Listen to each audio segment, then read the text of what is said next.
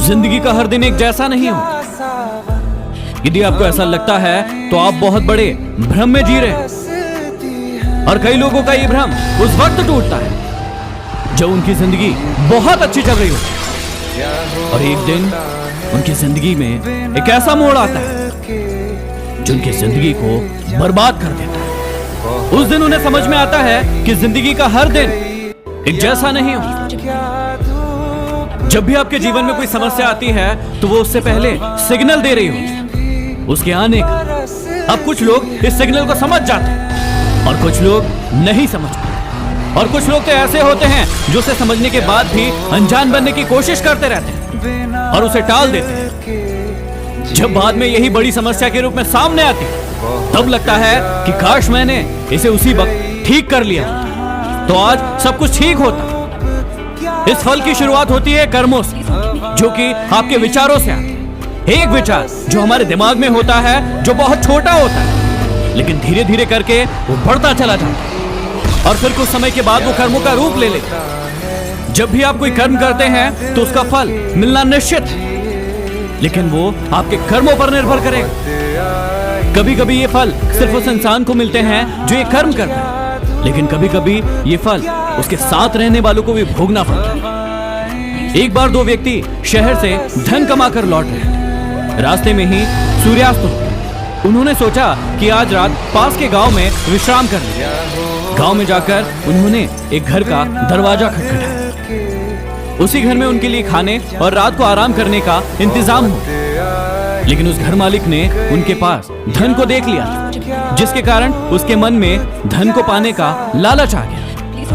मकान मालिक ने उन यात्रियों को खाना खिलाकर एक बहुत ही आलीशान कमरे में सुला दिया और वो खुद भी सोने चला गया। उसके मन में एक छोटे से ख्याल ने जन्म लिया जो धीरे धीरे बड़ा हो। वो था कि अगर इन यात्रियों को मार दिया जाए तो इनका सारा धन उसका हो सकता है। उसने कुछ आदमियों को बुलाया और कहा कि मेरे बेटों के कमरों में दो यात्री सो रहे हैं, उन्हें मारकर ठिकाने लगा दो। इसके बदले मैं तुम्हें बहुत सारा धन दूंगा। धन के लालच में लोग भी तैयार हो गए।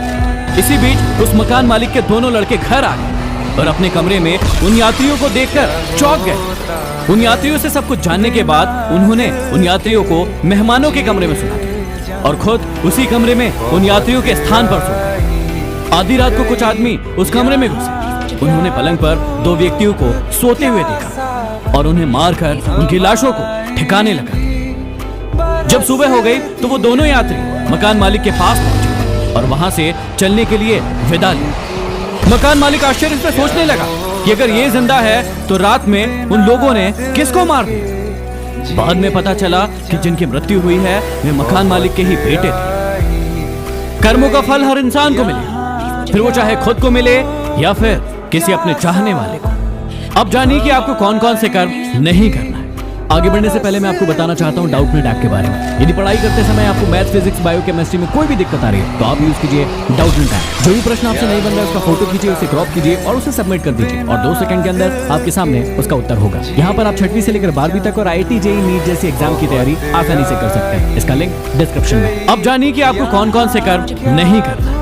आपको अपने अंदर कभी भी मोह की भावना नहीं आने देना है, स्वार्थ की भावना को अपने आप से दूर रखना है और धोखा देने की प्रवृत्ति को कभी भी अपने अंदर प्रवेश नहीं करने देना है। इंसान को हमेशा दूसरों की थाली में देखने की आदत होती है और हमेशा खुद की थाली में चाहे कितना भी अच्छा हो लेकिन उसे दूसरों की थाली का ज्यादा अच्छा लगता है। इसलिए मोह मत कीजिए, स्वार्थ मत कीजिए। जो खुद के पास है उसे ठीक से उपयोग करें और जो नहीं है यदि वो आपको चाहिए तो उसे खुद की मेहनत से कमाने की कोशिश कीजिए, ना कि किसी को धोखा देकर उससे छुड़ाने की। तो याद रखिएगा कर्मों का फल हर इंसान को मिलेगा। अगले वीडियो में फिर मिलते हैं। साइनिंग सब्सक्राइब कीजिए यूट्यूब चैनल हर चीज़ रविंद्र रुदिया और साथ में बेल आइकन प्रेस कीजिए ताकि हर वीडियोज़ की नोटिफिकेशन आपको मिलती रहे। धन्यवाद।